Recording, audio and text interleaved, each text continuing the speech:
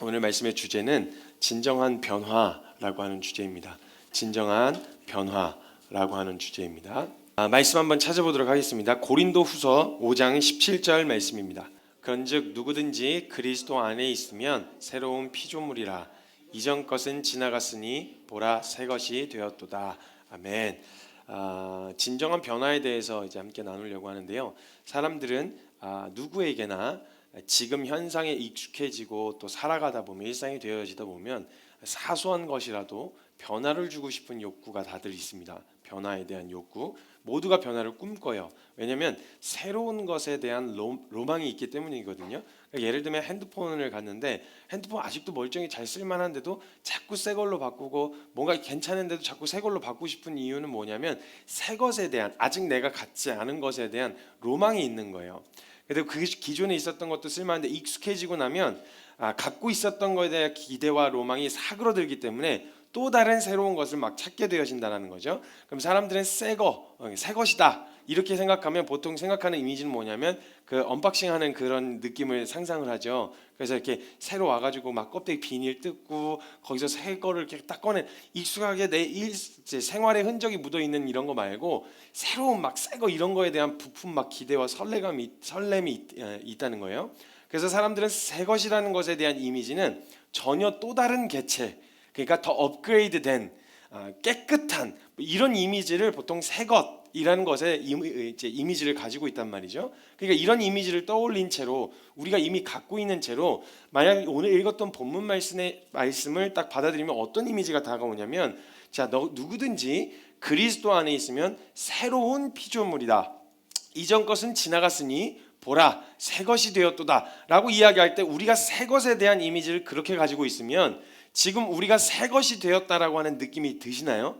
이전 것은 지나갔고 보라 새 것이 되었다. 그럼 완전 업그레이드되고 완전 깨끗하고 완전 그 막 로망, 기대와 부푼 이런 마음, 이런 지금 나의 상태가, 지금 내 모습이 새 것이 되었다고 성경은 이야기하고 있는데, 우리가 새 것에 대한 이미지를 이렇게 가지고 있으면 지금 우리의 모습이 새 것이 되었다라고 말씀하시기에 괜찮으실까요? 이게 쉽지 않단 말이죠. 정말 정결케 되었는가? 정말 거룩한가? 정말 의로운가? 라고 하는 질문을 본격적으로 막 진짜 진지하게 파고 들어가기 시작하면요, 사람들이 다들 양심이 있어가지고 막 약간 막 그런 식으로 막 휘두르면 막 정죄감 받는 것 같고 막 찔림이 되고 이렇게 되어진단 말이죠. 오늘 본문 말씀에서 이야기하는 것, 이전 것은 지나가고 새 것이 되었다는 표현을 어떻게 이해할 수 있냐면, 그리스도 안에 있으면, 즉 예수님을 만나고 알게 되어지면 어떻게 되는, 우리가 이해하는 새 것이란 완전히 새로운 개체, 이전의 나하고는 전혀 다른 모습을 지닌 존재가 되어지는 것을 새 것이라고 이해한다는 거예요. 외형적으로 드러나는 모습으로도. 그러니까 예수님을 만났어? 그럼 이렇게 바뀌어야지. 예수님을 만났어? 그럼 이런 변화가 있어야지. 예수님을 만났어? 그럼 이전 것은 지나갔고 새 것이니까 이전하고 전혀 다른 개체로서 깨끗한 이미지와 믿음으로 살아가는 아주 반듯한 이미지가 나타나야지, 그래야만 새 것이 되었다고 이해를 한다는 거예요. 보여지는 모습으로도. 그러면 이런 이해를 가지고 반대로 생각하면 무슨 일이 일어나느냐? 내게서 그런 모습이 나타나지 않으면 난 새 것이 되었다, 이전 것은 지나갔고 새로운 피조물이 되었다라고 하는 이 말씀에 대한 확신도 생기지 않는 거예요. 내가 새 생명이 되었나라고 하는 것에 대한 불신이 찾아 들어오겠죠. 그러면 내 어떠함, 내가 나타나는 내 연약함이라든지 나의 모습, 여기서부터 새로운 피조물에 대한 증거를 찾는 거죠. 그럼 내게서 그런 모습이 나타나지 않으면 어떻게 되겠어요? 내가 새로운 피조물이 되었나? 라고 하는 불신이 찾아 들어온다는 거예요. 불안이 찾아 들어오고요. 그러면 이 모습으로 인해서 그런 불안감이 찾아 들어왔으니 무엇을 바꾸려고 하겠어요? 또 내 외형적인 모습을 바꾸려고 하겠죠. 이 바뀐 모습을 통해서 내가 또 안심하고 안도감을 찾는 거예요. 그 내 안정감을 어디서 찾냐면 나의 변화에다 두고 있다라는 거예요.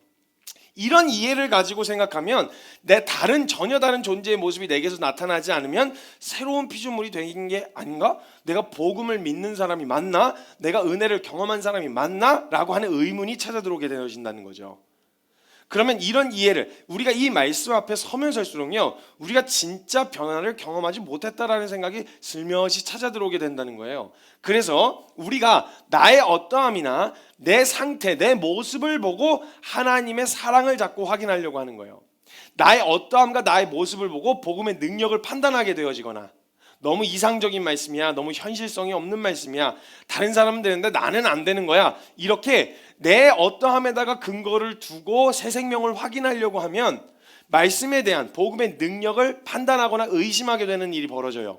또는 내 어떠함과 나의 모습 때문에 내가 하나님을 사랑하는가에 대한 의심이 찾아 들어와요. 하나님을 사랑하면 이런 모습을 보여야 되잖아, 하나님을 사랑하면 이런 모습이 나타나야 되잖아, 근데 왜 내게는 이런 모습이 나타나지 않는 거야? 라고 하나님의 사랑을 내 어떠함으로 확인하려고 하는 거예요. 내가 가진 무엇, 내가 어떻게 행동하느냐, 내가 어떻게 반응하느냐에 따라서요. 그러니까 나는 주님을 사랑하지 않는 것만 같은 이런 공격들이 찾아 들어오게 되는 거예요. 즉 하나님을 향한 사랑과 내가 변화되었다, 복음을 통해서 예수가 이전 것은 지나갔고 새 피조물이 되었다라고 하는 이 변화를 무엇을 통해 보고 싶냐면, 내게서 일어나는 감정의 변화, 상황의 변화, 나의 어떠함을 통해서, 혹은 이전과 다른 상황에 대한 대응 방식, 내가 다르게 대하는 대응 방식, 이런 나의 어떠함, 달라져가는 내 모습이라든지 이런 것으로 새 생명을 자꾸 확인하려고 한다는 거예요. 우리가 새 생명, 우리가 예수님을 만났어, 복음을 깨달았어, 와 난 예수님을 만났어, 난 새 생명이 됐어, 이걸 뭘로 확인하려고 하냐면, 말씀을 들으면 막 눈물이 팍 쏟아진다든가, 쏟아질 때가 있으면 안 쏟아질 때도 있죠. 눈물이 그냥, 그 누군가 그러시더라고요. 아무 때나 이유 없이 눈물이 쏟아지면 눈병이라고, 그 문제가 있는 거라고. 아니 그런데 그냥 복음에 감격해서 때로는 눈물이 쏟아질 때도 있지만, 때로는 냉랭한 가운데서 아주 척박한 마음 가지고서도 주님의 사랑과 그 은혜 앞에 나아갈 수 있는 거 아니겠어요? 그래서 주님 말씀하시잖아요. 심령이 가난한 자는 복이 있다고. 부유하고 풍성할 때만 복이 있는 게 아니라 심령이 가난한 것도 복이라고. 의에 줄이고 목마른 상태가 되게 감동스럽고 감격스러운 상태일 것 같으세요? 진짜 의에 줄이고 목이 마른 상태는요, 그걸 막 쫓아가고 싶은데 안 되는 내 모습 가운데서 막 너무 답답하고 막 너무 짜증이 나는 이런 상태가 의에 줄이고 목이 마른 상태예요. 여러분 진짜 목마를 때 물도 안 주고 배고픈데 밥을 못 먹는다고 한번 생각해 보세요. 그 고통 아시죠? 금식해 보셨지만 제가 하루 단식을 한 적이 있었어요. 단식, 물도 안 먹는 단식이요. 진짜 제가 단식을 하는데 입이 바짝, 아침부터 바짝바짝 말라요. 아침부터. 제가 원래 물을 잘 먹는 성격도 아니었는데 못 먹는다 이런 생각을 드니까 어느 정도로 나중에 어떻게 되냐면, 저녁에 양치를 하는데 물을 가글을 하잖아요. 가글을 하는데 갑자기 이걸 삼키고 싶은 욕구가요, 이 양침물을 삼키고 싶은 욕구가 막 그렇게 찾아 들어오더라고요. 의에 줄이고 목마른 상태라고 하는 건 굉장히 답답하고 막 되게 힘든 상태를 이야기하는 거예요. 근데 그때 복이 있다고 말씀하세요. 그러니까 자꾸 나의 새로운 변화, 그러니까 새 피조물이 되었다라고 하는 변화의 확신과 확인을 어디서부터 받고 싶냐면, 내가 달라진 모습, 내 변화된 모습으로부터 확인받고 싶어 한다는 거죠. 새 것이 되었다는 증거가 이전과 다른 나라고 생각하면요, 어쩌면 우리는 앞으로도 평생 죄에 대한 유혹을 앞으로도 받을 거고, 내 원함과 항상 하나님의 원함이 대립구도에 놓여지는 것도 경험하실 테고, 그 연약함과 여러 가지 내 무력함을 발견하실 텐데, 그때마다 새 생명을 못 누리는 거예요. 그러면 앞으로 평생 이런 공격이 없을 건 아니잖아요. 아무리 우리가 두려움으로부터 자유하고 두려움으로부터 자유했다는 결정적인 그 말씀을 통해서 근거가 있지만, 여러분 안에 두려움이, 진짜 겁이 나고 두려운 마음이 사라진 건 아니잖아요. 이럴 때마다 내가 새 생명이 되었는가를 의심하게 된다는 거예요. 난 지금 잘 믿고 있는가를 의심하게 되어진다는 거죠. 계속 죄에 대한 유혹이, 공격이 찾아 들어오잖아요. 나하고 상관없이 날 넘어뜨리기 위해 우는 사자와 같이 사단이 저와 여러분을 넘어뜨리려고 공격할 거란 말이에요. 그럼 그때마다 이런 거에 또 반응하네, 또 이런 생각이 찾아 들어왔네, 상황 앞에서 이런 반응이 나타나네, 나는 안 믿는 건가 봐, 난 주님을 사랑하는 게 아닌가 봐, 계속 이런 식으로 반응하다 보면 새 생명을 못 누리게 된다는 거예요. 이런 식으로 이해를 하면 평생 우리는 진짜 온전한 복음의 은혜, 하나님이 이루신 이 완전한 복음을 누리기가 어려워진다는 거죠. 그러면 새 것이, 우리가 새로운 피조물이 되었다는 증거는 무엇으로 나타나야 하는가? 무엇으로 증명이 되어야 할까요? 진짜 우리의 어떠함이 아니라 새 생명이 되었어, 우린 새로운 피조물이야, 이전하고는 전혀 다른 존재가 되어진 거야 라는 것을 무엇을 통해서 증명이 되어지고 무엇을 통해서 확인이 되어야 되냐? 분명히 성경에서는 이전과 다른 존재가 되었다고 이야기하고 있는 이 새로운 피조물이라 말씀하셨는데, 새 생명의 증거가 뭐냐는 거예요. 내가 막 획기적으로 달라지거나 변화된 게 아닌데 그럼 도대체 나는 새 생명이 되어졌다는 증거를 어디서 찾을 수 있냐는 거예요. 반드시 기억하셔야 될 게 있습니다. 이거 가장 중요한 겁니다. 설교의 핵심입니다. 반드시 기억해야 될 것은 새 생명의 증거는 내가 새로운 피조물이 되어졌다라고 하는 확인은 무엇을 통해서 하는 것이냐? 그것은 나의 어떠함, 나의 변화, 새로운 반응, 여기서부터 확인하는 게 아니라 진리를 근거로 확인하는 거예요. 말씀을 근거로 확인하는 겁니다. 하나님의 말씀은 능력이십니다. 동의가 되시면 아멘을 크게 하셔야 돼요. 하나님의 말씀은 진리이십니다. 능력이에요. 그래서 하나님께서 그렇다고 하시면 그런 거예요. 빛이 있으라 하시면 빛이 왜 있어야 되냐고 반문을 못해요. 왜요? 갑자기 뜬금없이 언제까지 비춰야 되는 이런 얘기를 못해요. 빛이 있으라 하시면 그만 비춰라 하실 때까지 비추는 거예요. 이게 하나님의 말씀의 능력이었는데 하나님의 말씀을 근거로 그렇다 하시면 그런 게 되어지는 그 말씀이 뭐라고 이야기하냐면 정하다. 이전 것은 지나갔으니 새 것이 되었다. 완료형이에요. 과거 완료형. 그 새 생명의 근거를 자꾸 나의 지금 현상에 드러나는 나의 반응, 감정적인 상태에서 자꾸 확인을 하려고 하면 앞으로도 새 생명을 못 누린단 말이에요. 이루셨다고 말했던 복음은 저하고 전혀 다른 이야기, 먼 이상과 같은 이야기가 자꾸 되어지고 말씀은 자꾸 멀어지고 내게서 현실성 없는 이야기가 되니까 가까이 하지 않으려고 하는 거예요. 불편하기만 하니까. 근데 만약 우리가 이 새 생명의 근거를 내게서가 아니라 하나님의 능력인 말씀에서부터 찾으려고 한다면 내 어떠함하고 상관없이 내가 감정이 좋냐 나쁘냐 내 상태가 형편이 있냐 없냐 상관없이 말씀을 가까이 할 수밖에 없겠죠. 왜냐하면 여기서는 정하다고 하셨으니까 붙들 게 이거밖에 없는 거잖아요. 기대할 게 이거밖에 없는 거예요. 그럼 내 상태가 안 좋으면 안 좋을수록 말씀 붙드는 거고요. 좋으면 좋아서 붙드는 거라고요. 진리가 그렇다고 하시면 그런 거예요. 그런 능력을 가지신 분이 말씀하시는데요. 전능하신 하나님이세요. 에베소서 1장 11절에 전능을 뭐라고 표현하냐면 지난주에 나눴지만 모든 일을 그 마음의 원대로 역사하실 수 있는 자. 이게 전능이란 말이에요. 그래서 우리의 재능이나 멋진 모습으로 예정함을 입은 게 아니라 그 마음의 원대로 역사하실 수 있는 분이 그냥 정해버리신 거예요. 내 마음에 정해버렸어. 널 깨끗하게 하기로. 내 마음에 그냥 정했어. 널 새로운 피조물이 되게 하기로. 이러면 끝난 거예요. 새로운 피조물이 될 자격은 뭐냐? 내가 잘나고 가능성이 있어서? 아니요. 그냥 하나님의 예정을 입은 거예요. 하나님의 계획 안에서 마음의 원대로 너 새로운 피조물이 되게 할 거야. 너 그냥 그 은혜 앞에 세울 거야. 널 살릴 거야. 새로운 존재야. 이렇게 결정하셨으면 끝인 거예요. 이 모든 질서와 자연 법칙이 하나님의 말씀 한 번으로 나온 거라면 하나님이 그렇다고 하시면 그런 거예요. 물론 인격적인 하나님이셔서 우리를 존중하시지만 하나님의 마음에 결정하셨으면 그대로 이루실 수 있는 분이세요. 하나님은 현실과 이상의 갭이 없으신 하나님이세요. 우리는 유한해서 갭이 있지만 하나님은 갭이 없으세요. 생각하신 대로 바로 하실 수 있는 분이시니까 그분이 우리를 깨끗하게 하시려고 하신다? 얼마든. 그리고 그거에 그냥 주님이 너무 깨끗하다. 사람들이 뭐라고 평가하냐? 상대적으로 누구보다 깨끗하니 더는 이런 거하고 상관없이 내가 보기엔 너 깨끗하다 이러시면 그냥 깨끗한 거예요. 하나님이 절대적 기준이 되시니까요. 하나님 말씀하신 너가 잘난 모습을 보여서 새로운 피조물이라고 말한 적 없어. 너가 연약하지 않고 강한 사람이라서 새로운 피조물이 되었다고 얘기한 적 없어. 너의 어떠함 때문에 새로운 피조물이라고 말한 적이 없어. 새로운 피조물이라고 하는 것은 우리의 어떠함 때문에 말씀하시는 게 아니라 내가 정하다 있으면 그냥 정한 거야. 사람들이 뭐라고 하냐고 상관없이 내가 스스로 나를 어떻게 평가하는지와 상관없이 그분께서 그 모든 일을 결정하실 수 있는 하나님께서 그렇다 하시면 그런 거예요. 이게 근거가 되어야 돼요. 새 피조물이 되었다, 나 새 생명이 되었다라고 하는 근거를 어디서 찾아야 되냐면 내가 아니라 말씀을 근거로 찾아야 된다는 거예요. 진리, 변화하지 않는 어떤 상황에도 절대 변함이 없는 무한한 하나님의 말씀이 우리의 새 생명이 되어졌다는 증거가 되어져야 된다는 거죠. 그럼 성경을 한번 보세요. 성경에서 예수님이 정하다고 하셨던 사람들, 그리고 넌 믿음 있다라고 칭찬하셨던 사람들의 변화가 뭐였는지 한번 보세요.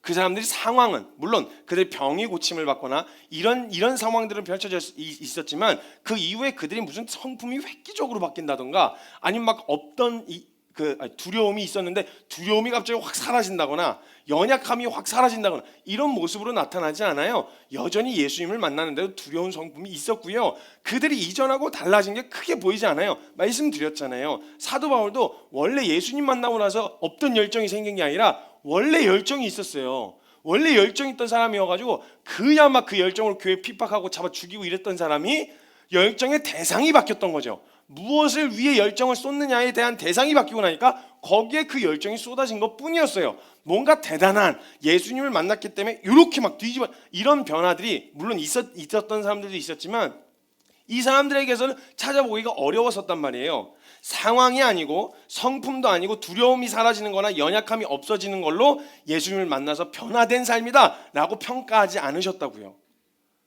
무엇이 그들이 새 생명이 되었음을 증명하여 주냐면요, 다른 게 없어요. 정하다고 선포하신 말씀밖에 없어요. 난 너를 그렇게 보지 않는다. 넌 정하다. 넌 깨끗하여졌다. 내 믿음이 너를 구원하였다. 이 말씀 외에는 그들이 정하다는, 새 생명이 되었다는, 변화되었다는 근거를 어디에서도 찾아볼 수가 없어요. 변화의 근거는 말씀 안에 있어야 합니다. 그래서 로마서 4장 1절로부터 5절까지의 말씀에 보면요, 그 의에 대해서 사도 바울도 이야기하기를, 그런즉 육신으로 우리 조상인 아브라함이 무엇을 얻었다 하리요? 만일 아브라함이 행위로서 의롭다 하심을 얻었으면 자랑할 것이 있으려니와 하나님 앞에서는 없느니라. 성경이 무엇을 말하느뇨? 아브라함이 하나님을 믿음에 이것이 저에게 의로 여기신 바 되었느니라.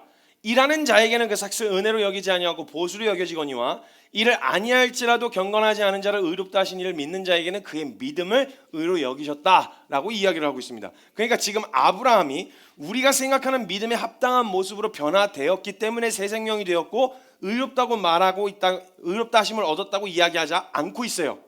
그렇게 이야기하지 않아요. 아브라함이 뭔가 대단한 멋있는, 딱 우리가 보았을 때 나그네로서 살아가는 이런 큰 그림으로 봐서 그렇지, 깊이 들어가면 그가 했었던 고민들, 그가 선택했었던 실수들 그냥 너무 인간적이에요.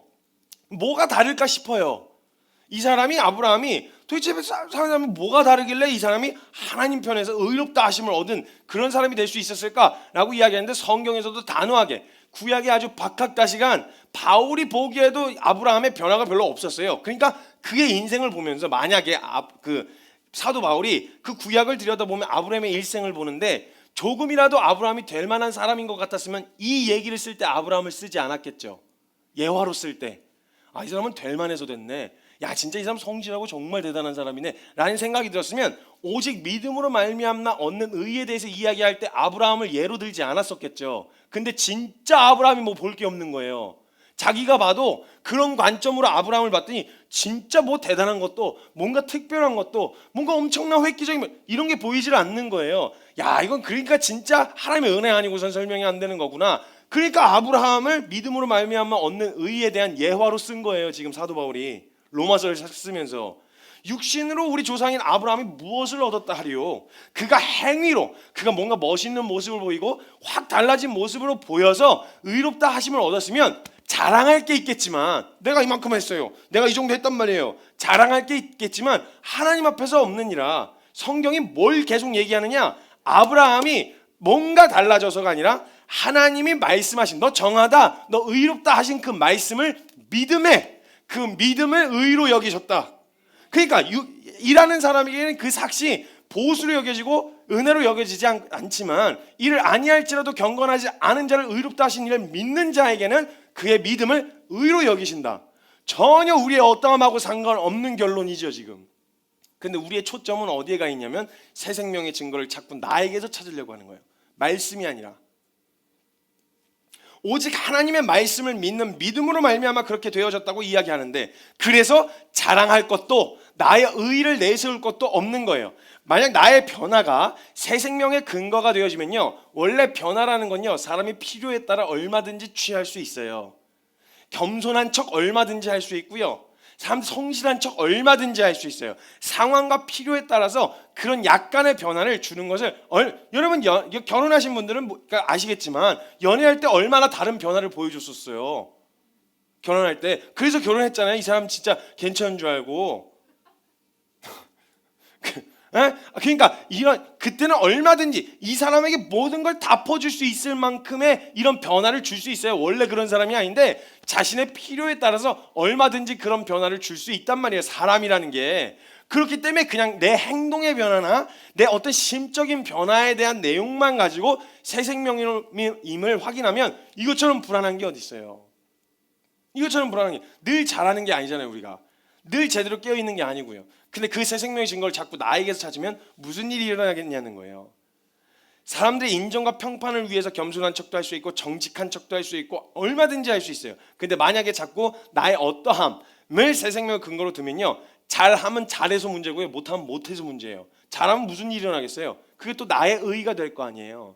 내 자랑이 될 거 아니에요. 그러니까 내가 어떻게 하나님 앞에서 새 생명의 삶을 살았는지, 내가 이 삶으로 증명한 새 생명의 삶을 기준 삼아서 그렇게 못 사는 사람들 다 판단하고 정지할 거 아니에요. 난도질하면서 칼질하면서 그냥 너 왜 새 생명이면 이런 모습이 나타나야 돼? 왜 안 나타나냐? 이렇게 난도질을 하게 될 거 아니에요. 그러니까 판단과 정죄의 근거가 되어지기도 하고요, 그것 자체가 나의 의의가 되어질 수도 있다는 거예요. 그럼 만약 이러고 있다면, 그렇게 잘 살아서 내가 새로운 피조물이라고 하는 모습대로 잘 살아갖고 이런 결론이 내려졌으면 그건 또 새로운 피조물, 새 생명이 된 사람의 합당한 태도라고 볼 수 있겠어요? 판단하고 정죄하고 막 내 의의를 주장 이러고 있으면 그건 또 새 생명으로 합당한 삶이라고 말할 수 있겠냐고요? 없잖아요. 그렇게 말할 수가 없는 거예요. 새 생명이라고 하는 새 생명의 근거를 그리스도 안에서라고 하는 진리에다 두질 않고 나의 변화, 나의 어떠함에 두고 있으면 새 생명이 되었다라고 선포하신 하나님의 말씀에 대한 불신으로 바로 이어져요. 왜 모르겠으니까. 나는 내 변화를 확실하게 보여지지가 않으니까, 체감할 만큼 나타나지가 않으니까 곧바로 그 불신으로 이어진다는 거예요. 나는 안 바뀌고 있고. 근데 말씀은 이런데 현실적으로 보았을 때 나는 아직 이렇잖아, 이 모양이잖아. 그러니까 에이, 이거는 안 되는 일인가 보다, 전 바뀔 수 없는 일인가 보다 하고 확 이상과 현실 사이의 괴리가 느껴진다는 거예요. 말씀에 대한 괴리와 이상과 현실 사이의 늪에 완전히 빠져버리게 되는 거죠. 새 생명의 근거는 말씀을 근거로, 진리를 근거로 확인해야 합니다. 성경은 딱 한 가지를 확인하고 있어요. 성품이 바뀌었는가, 성격이 바뀌었는가, 너 안에 그런 일어나는 일들이 다른 고민들로 바뀌었는가, 이런 걸 확인하고 있지 않아요. 새 생명이 되었으면 무엇으로 확인하라고 이야기하냐면 너 그리스도 안에 거하고 있느냐. 이 일을 이루신, 이 일을 완성하신 그리스도 안에. 그래서 전제가 뭐냐, 고린도후서 5장 17절의 전제가 뭐냐, 너희가 그리스도 안에 있으면, 그러면 너가 잘나서 뭐가 바뀌어서 뭐가 대단해, 이게 아니라 그리스도 안에 있으면 새로운 피조물이다.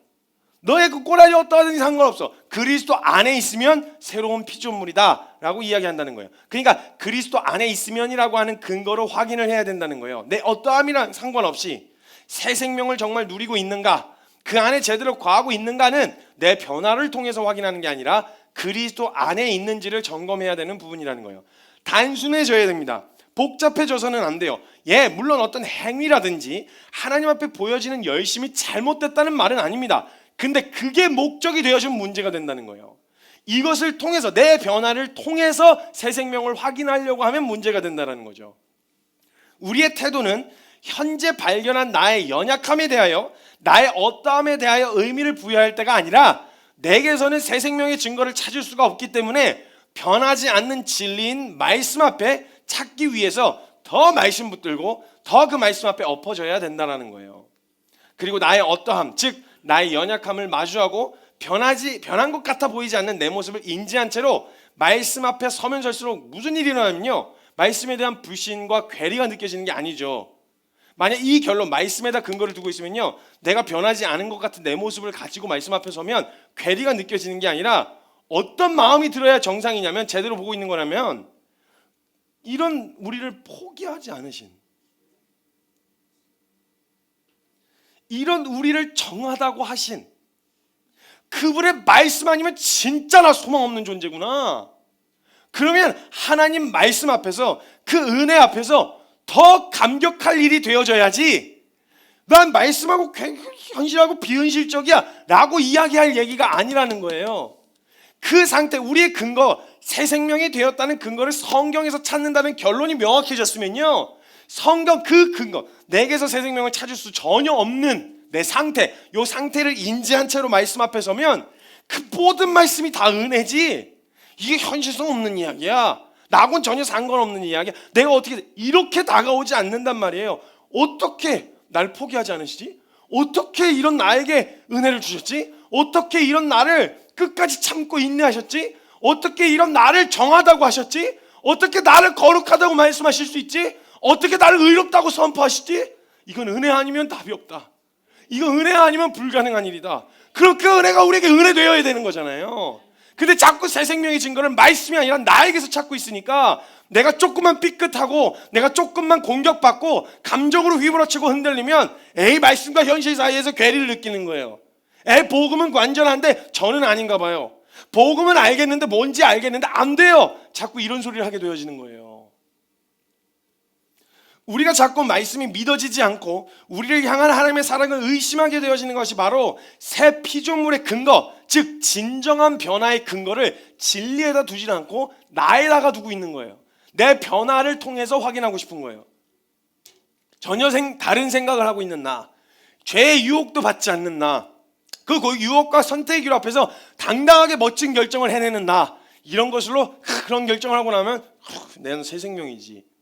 나 이런 사람이 그리스도인이라고 말할 수 있지. 이런 뿌듯함과 당당함이 생기는데 그런 모습이 비춰지지 않으면 새 생명을 의심하고 이루신 진리를 의심하게 되어지는 거. 이건 철저하게 진리 새 생명의 근거가 나에게 있다라는 거예요.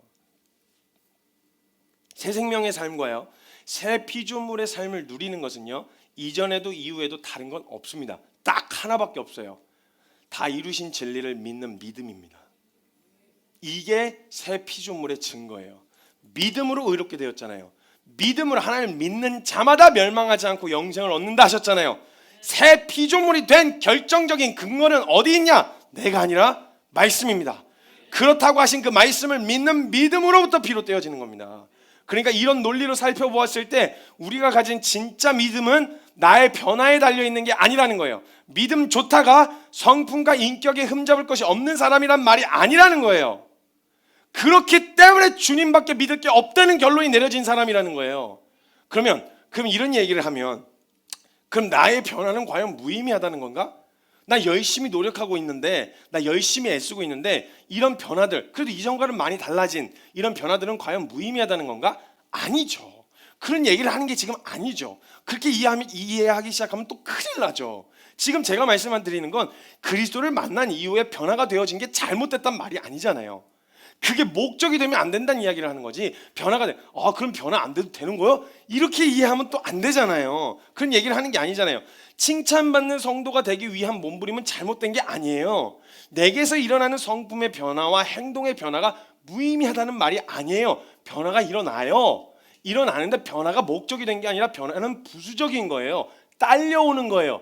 그리스도 안에 있으면 딸려오는 거지. 그리스도 안에 있는데 불편한 거, 그리스도 안에 있는데 그 앞에 나아가지 못하게 만드는 거, 이걸 제하고자 하는 시도는 있는 거지 이 변화가 목적이 되어져서는 안 된다는 거예요. 제가 지금까지 한 말을 또 듣고 그럼 이 연약함 그냥 내버려둬도 되는 거구나, 그냥 이거 개발시키지 않아도 되는 거구나, 이걸 쳐서 복종시키는 그런 피곤하게 살지 않아도 되는 거구나, 이런 식으로 또 흘러가면 또 어떻게 해야 되겠어요? 그런 사람에게 처방은 우리 교회에서 딱 하나밖에 없어요. 맞아야 돼요. 그것도 아주 오지게. 그런 식으로 이해하려고 하는 말씀이 아닌 거예요. 전 폭력적이지 않아요. 전 막 때리고 싶은 마음이 없어요. 근데 말씀으로 후드로 맞아야 돼요. 그건 어쩔 수가 없어요. 이런 식의 이해가 근데 성경에도 너무 재밌게도 이런 식으로 이해를 한다니까요. 내 안에 조금이라도 이걸 더 그렇게 치열하게 살고 싶어 하지 않았던 이런 원함들이 이런 말씀을 딱 들으면요, 금방 또 글로 아멘을 크게 해버려. 이런 건 또 크게 아멘 해가지고 변하지 않아도 된대. 있는 그대로 받아들이라고 막 집에서 승질 부린 다음에 나 새로운 피조물이라고 주님이 정하다 하셨다고 이런 식으로 하면 그건 맞아야 돼요. 새 생명을 가진 이 은혜를 알게 되신 사람, 제가 말씀드렸잖아요. 은혜를 경험한 사람은 결국 그렇게 할 수 없어요. 그럴 수 없느니라. 그런 생각을 해야 되는데 이게 목적이 돼서 은혜 앞에 누리지 못하고 계속 불신하게 되어지는 분들에게 드리는 말씀이잖아요. 이건 절대 연약함을 합리화할 명분이 되어지지 않는다는 거 명확하게 하셔야 돼요. 변화는 무의미하지 않습니다. 행동의 변화와 태도의 변화는 중요해요. 중요한 부분이긴 합니다. 그러나 그 행동의 변화나 태도의 변화가 있기 때문에 의롭게 되어진 게 아니라 나의 어떠함으로 나의 새 생명을 증명하려고 하면 앞서 이야기했던 것처럼 그게 내 의가 된단 말이에요. 내가 의롭게 되어지기 위해서 이렇게 했어. 처음부터 끝까지 그리스도의 구속과 그 의롭다 하심을 얻게 되어진 모든 과정이 하나님이 하신 일이야. 와, 내가 손댄 게 하나도 없어. 아니, 내가 할 수 있는 게 아무것도 없었어 라고 되어야 되는데 중간에 내 역할이 뭔가 있었던 거예요. 이런 식으로 이해하면. 그래도 내가 이만큼 헌신했잖아. 그래도 내가 이만큼 성경을 봤으니까 이걸 이해하게 된 거지 라고 하는 내 의의가 조금이라도 들어가기 시작하면 온전한 은혜가 안 돼요. 짝짝꿍이 맞았다고 생각하는 거예요. 하나님도 이만큼 나도 이만큼 했으니까 이런 결과가 나온 거다라고 하는 생각을 하기 때문에 나의 의의가 되어주는 순간 은혜가 은혜 안 돼요. 아까 로마서 4장에서도 이야기하잖아요. 일을 한 사람에게는 그 삭시 당연한 보수지 그게 은혜로 여겨지지 않는다고요. 그럼 나중에 무슨 일이 생기겠어요? 그에 상응하는 보수, 딱 맞아떨어지는 보수가 내게 떨어지지 않으면 그럼 불만이 되겠죠. 근데 은혜 입은 자에는 어떤 취급을 받아도 감사하게 되어지는 거잖아요. 그러니까 일을 아니할지라도 경건하지 않은 자를 의롭다 하신 이를 믿는 자, 이게 은혜 입은 죄인이 되는 거예요. 온전한 은혜를 누릴 수 있는 상태가 되어진다는 거예요. 예수 그리스도의 의를 힘입은 그리고 진리를 근거한 변화는요, 이전 생명으로는 절대 할 수 없다고 말했던 삶의 방식을 시도할 수 있게 되어지고요. 아들이 아니었을 땐 할 수 없었던 행동도 있잖아요. 아버지 집에 어떻게 그냥 막 들어가 비밀번호 누르고 도둑이에요. 다른 사람들은 집에 아무나 막 가면 무단 침입이라는 죄가 성립이 되는데 아들은 아무리 너 나가 인마 자식아 너 마음에 안 들어갖고 너 나가 이렇게 아무리 이야기를 해도 그러다가 다시 털리고 들어왔다고 해서 무단 침입이라는 죄가 성립되지 않아요. 아들일 때는요. 그렇죠? 모르는 사람은 아무리 친해도 그냥 얘기 안 하고 들어오면 무단 침입인데 죄가 성립이 되는데 아들은 아무리 아버지한테 털려도 그리고 저녁에 그냥 기어 들어가도 무단 침입이라고 하는 죄가 성립이 안 된단 말이에요. 마찬가지로 아들이기 이전 예수 그리스도를 만나기 이전에는 결코 시도해 볼 수 없었던 삶의 방식들 있잖아요. 하나님을 아버지라 부르고 그 앞에 나아가서 기도해보고 예전에는 그냥 그렇게 살 수밖에 없는 줄 알고 살았는데 하나님 아버지가 기뻐하시지 않을 것 같은 삶에 대한 싸움을 한번 싸워보고 이게 새 생명의 증거로 변화, 그 안에서 나타나는 변화들이 나타날 수 있다는 거예요. 이런 태도를 취할 수 있고 뛰어들 수 있다는 거예요. 우리의 변화는요 부수적인 겁니다.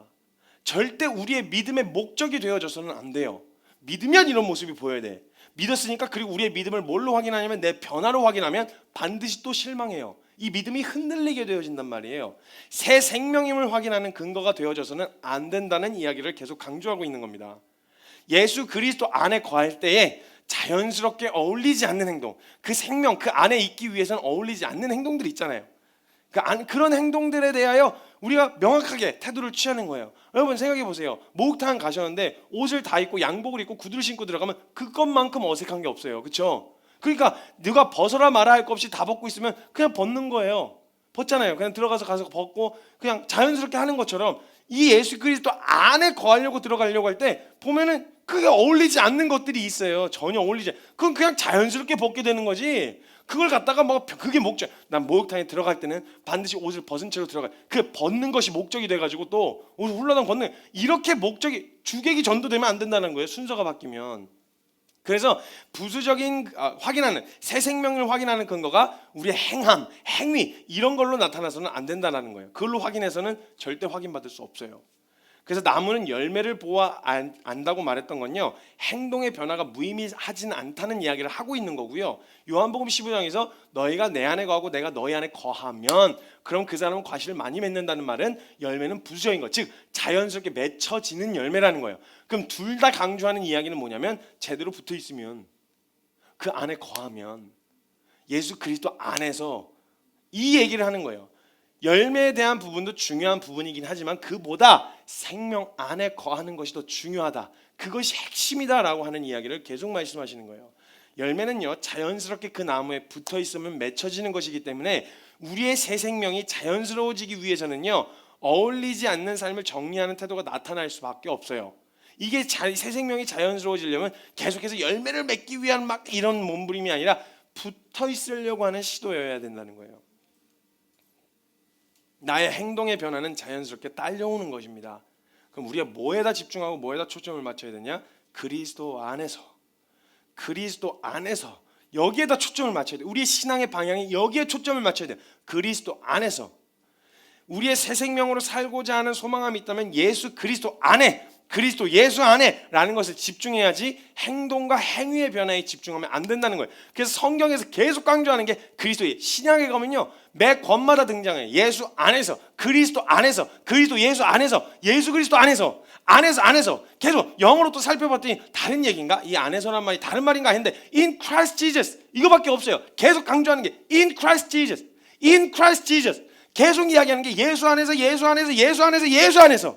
너희 다른 거 집중하지 마. 너의 행동의 변화, 행위의 변화, 너의 어떠함이 아니야. 그거에 집중하지 마. 널 들여다보지 마. 예수 그리스도 안에서 그분이 이루신 걸 봐. 이게 성경의 결론이었어요. 이 단순한 진리였다고요. 근데 우리가 자꾸 복잡해지는 이유가 뭐예요? 왜 이렇게 말하는데 난 안 변하나? 왜 이렇게 말하는데 난 이 정도야? 왜 이렇게 말하는데 내 생각은 이런 생각을 갖고 있지? 왜 내 마음 안에서 이런 생각이 찾아 들어오지? 이런 생각들. 단순해지셔야 된단 말이에요. 우리가 그렇기 때문에 예수가 그리스도이신 거예요. 우리가 변할 수 없기 때문에, 우리 스스로서 의롭게 될 수 없기 때문에, 그래서 예수님이 그리스도가 되신 거라고요. 그럼 그분이 이루신 걸 봐야지. 그걸 발견할 때마다, 내가 안 되는 걸 발견할 때마다 예수 그리스도께서 이루신 걸 봐야지. 자꾸 또 내가 뭔가 수정하려고 하는 시도로 가게 되어지면, 그러니까 우리 신앙생활이 고달픈 거예요. 그래서 우리의 신앙이 어렵다고 느껴지는 거예요. 근데 사실 따지고 보면 다 차려놓은 밥상에서 퍼먹기만 하는 게 기독교 신앙이에요. 천주교만 해도요, 천주교도 자기가 고행을 통해서 뭔가 자신의 어떤 이것을 무엇을 통해서 행위에 대한 부분, 몇 가지 나중에 그런 어떤 중요한 교리적인 부분에서 뭐가 다른지 나중에 한 번 더 설명을 할 텐데요. 고행을 통해서 하고, 이슬람에서도 그리고 불교에서도 여러 가지 영역에서도 자기가 무엇인가를 하는 것으로 그것을 통해서 뭔가를 얻어내는데, 기독교만 유일하게 하나님 예수 그리스도께서 다 이루신 그 일을, 너 다른 거 할 거 아무것도 없어. 넌 그냥 온전히 받아 누리기만 해. 그냥 다른 거 없어. 진짜 그건 받아 누리기만. 이렇게 이야기하는 게 예수 그리스도의 은혜밖에 없어요. 그래서 계속 강조하는 거예요. 그리스도 예수 안에서, 그리스도 예수 안에서. 성경 한번 쭉 찾아보기. 그리스도 예수 안에서라는 말이 얼마나 많이 등장하는지 다 찾을 수도 없어요. 근데 중요하게 잘 아시는, 등장하는 잘 아는 구절만 얘기할게요. 그냥 귀로 들으시면 되겠어요. 주소는 읽어드릴게요. 로마서 3장 24절에 이야기합니다. 그리스도 예수 안에 있는 구속으로 말미암아 하나님의 은혜로 값없이 의롭다 하심을 얻은 자 되었느니라. 의롭게 되어지는 것도 내 행위나 의롭게 되어지고 깨끗하게 되어지는 게 내 어떠함에 달려있는 게 아니라 그리스도 예수 안에서만 가능하다고 얘기하고 있고요. 로마서 6장 23절, 죄의 삭은 사망이요 하나님의 은사는 그리스도 예수 우리 주 안에 있는 영생이니라. 우리가 그토록 원하는 영생도 내 열심과 최선으로 얻어낼 수 있는 게 아니라 그리스도 예수 안에 이미 준비되어 있는 거고, 안에 이미 준비되어 있는 거라고요. 로마서 8장 1절, 그러므로 이제 그리스도 안에 있는 자에게는, 그리스도 예수 안에 있는 자에게는 결코 정죄함이 없다. 우리가 그토록 원했던 진짜 자유, 얽매이지 않는 진정한 자유, 정죄함 없는 생명, 이게 어디 있냐? 내가 그렇게 해서 정신 통일을 해가지고 그렇다고 여기는 데 있는 게 아니라 그리스도 예수 안에 있고, 빌립보서 4장 6절에서 7절, 아무것도 염려하지 말고 오직 모든 일에 기도와 간구로 너희 구할 것을 감사함으로 하나님 앞에 아뢰라.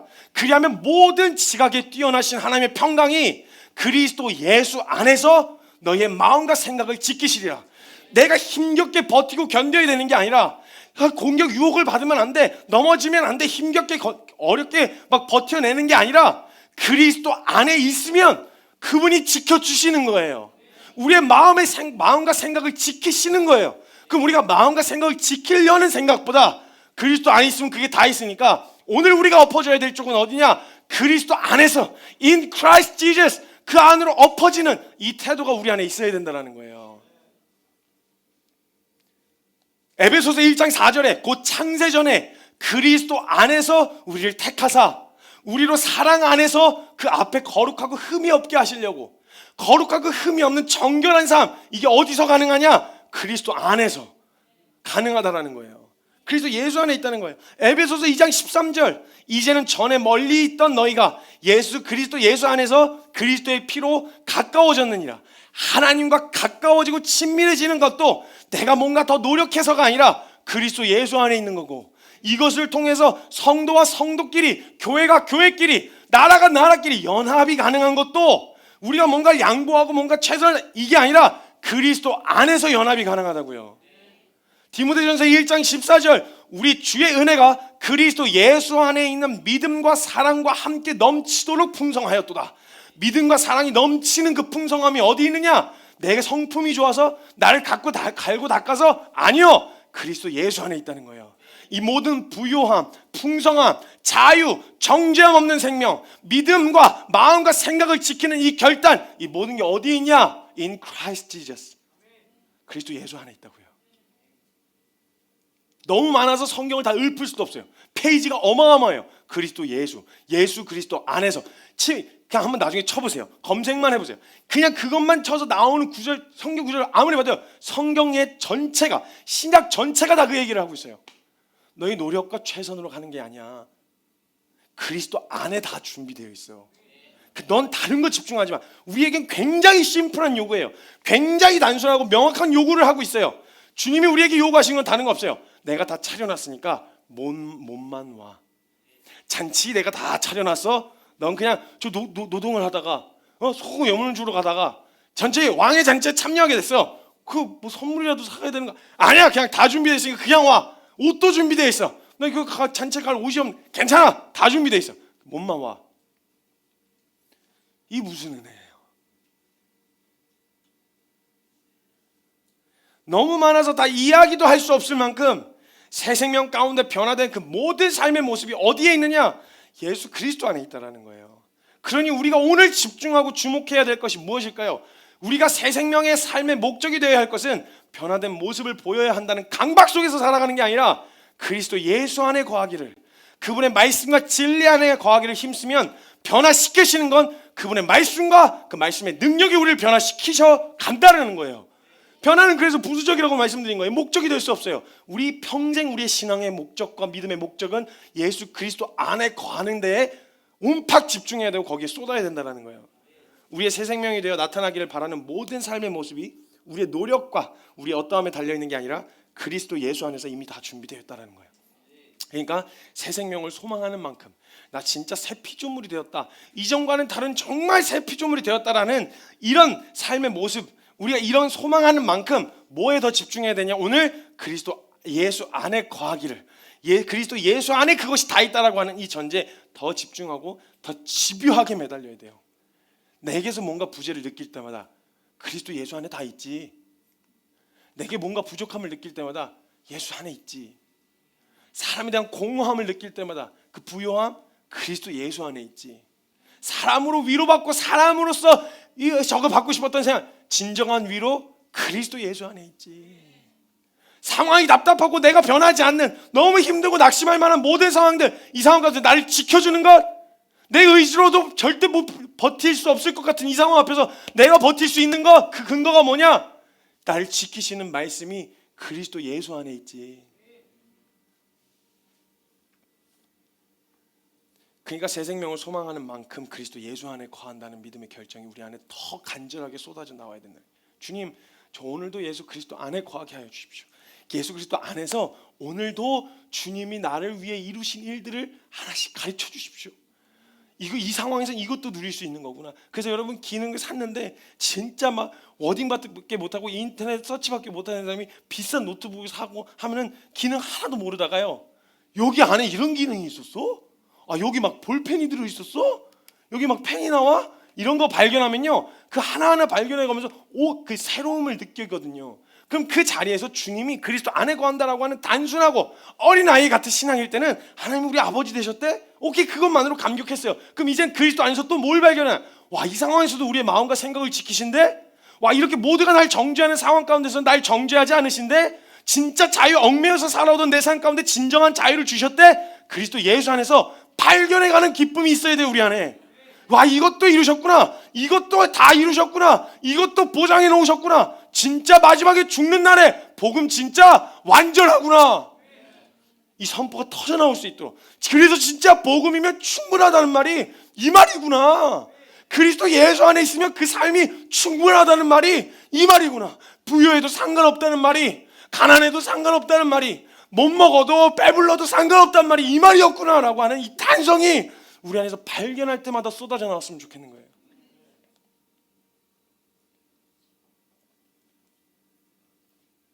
그 진정한 변화, 예수 그리스도를 만남으로 인해서, 예수 그리스도 안에 거함으로 인해서 발견되어지는 이 진정한 변화면요, 그래서 항상 기뻐하라가 멀리 있는 이야기가 아닌 거예요. 오늘 또 우리의 무력함은 물론 우리를 주저앉히게끔 너무 고통스럽고 괴로울 수 있겠지만요, 그걸 통해 또 발견할 수 있는 기회가 있는 거예요. 이런 자에게 준비한 은혜가 뭐가 있을까? 이런 나에게 준비하신 은혜가 뭐가 있지? 이걸 기대와 소망함으로 바라볼 수 있는 그 기대를 품을 수 있잖아요. 모르지만 주님이 나는 다 아직 깨달아 알지는 못했지만 완전하다고 하셨으니 그것을 통해서 준비해 놓으신 하나님의 은혜가 무엇일까? 라고 하는 것, 이것에 대한, 이 다른 게 아니라 진짜 이런 은혜 누려보셔야죠. 우리 그렇게 교회 많이 오래 다녔는데, 우리 그렇게 신앙생활하고 기도한다고 열심히 하는데 형식이 아니라 진짜 준비해 놓은 은혜를 우리 누려봐야죠. 그런 관점으로 봤을 때 진리 안에서 우리의 진짜 변화가 뭔지 아세요? 우리가 예수님을 만났다예요. 이게 우리의 진짜 변화입니다. 행동의 변화로 확인하는 거 아니에요. 이런 예수님을 만났다가 변화의 시작이에요. 그리스도 안에 준비되어 있다는 건 이미 선포되어졌고 들었잖아요. 내가 지금 그 안에 거하고 있느냐 이걸 보시는 게 아니라 그걸 몰라서 방황하던 인생이 그리스도 예수 안에 있는 거 다 있다라는 걸 알게 되었다라는 것은 우리에게 진짜 인생의 큰 변화예요. 물론 그 안에 뛰어들게 되어지고 그 안에 거하기로 결정하는 이 삶의 결정은 또 다른 차원의 문제겠지만요, 우리 진짜 변화가 뭔지 아세요? 예수님이 누구신지 알게 됐다는 거예요. 아니, 예수님의 존재를 알게 됐다는 거예요. 몰라서 이 인생 이렇게 끝나는 걸로, 이 인생 그냥 이렇게 살다가 나 혼자 버티고 힘겹게 애쓰다가 죽는 인생이라고 생각하고, 그래 이 땅에서 사는 만큼이라도 즐기자, 편안하게 살자, 이렇게 살아오고 목적 없이 방황하고 있었는데, 이 인생에 갈피 못 잡던 목적 없는 인생에 예수님이라는 분이 계시대. 근데 그분은 내가 뭐 잘났든 못났든 상관없으시대. 근데 그분은 내가 뭘 가졌든 못 가졌든 상관없대. 그분이 너무 부유하셔서 그분이 우리에게 줄 모든 걸 다 준비해 놓고 계시대. 이걸 그냥 알게 됐다는 것만으로도 우리 인생의 큰 변화 아니에요? 진정한 변화는요, 이 변화를 가능하게 하시는 예수님을 만났다. 이게 바로 우리에게서 나타날 수 있는 최고의 변화예요. 우리에게서 새 생명의 삶의 증거를 찾지 마셔야 돼요. 이미 성경에 그 증거가 드러나 있어요. 그렇다면 오늘 우리는 우리의 모습과 모양 때문에 낙심하고 주저앉을 이유가 없어요. 그 변화를 가능하게 하시는 주님 앞으로 더 열정적으로 뛰어들어야 하는 거예요. 그러면, 여기서 원래 끝내려고 했어요. 근데 그러면 사람은 또 궁금할 거예요. How? 그리스도 예수 안에서 거하는 게 뭔데? 어떻게 하면 예수 그리스도 안에 거할 수 있는데? 이게 또 궁금해진다는 거예요. 어떻게 예수 그리스도 안에 거할 수 있는가? 이 질문을 하게 된 계기를 먼저 짚어봤어요. 제가 이 how를 물을 텐데, 반드시 사람들이 나라도 이걸 물을 텐데, 그러니까 그러면 무슨 말인지는 알겠는데, 예수 그리스도 안에 거한다는 뭐예요? 어떻게 하면 예수 그리스도 안에 거할 수 있는데요? 이 질문 앞에 서게 될 거라는 생각을 하게 됐어요. 이 생각을 하게 되어진 이유가 뭘지 제가 생각해봤더니, 오늘 쭉 나눴던 것 같이 예수 그리스도 안에 거할 때 자연스럽게 생명의 열매가 맺혀지고 내가 변화되어지려는 것이라고 말하니까, 그럼 예수 그리스도 안에 거해서 얼른 내 변화를 또 보고 싶은 거예요. 예수 그리스도 안에 거하면 변화는 자연스럽게 따라온다 했잖아요. 이 얘기를 여기까지 딱 들으니까 또 그럼 변화가 또 목적이 된 채로 예수 그리스도 안에 거하려고 하는 거예요.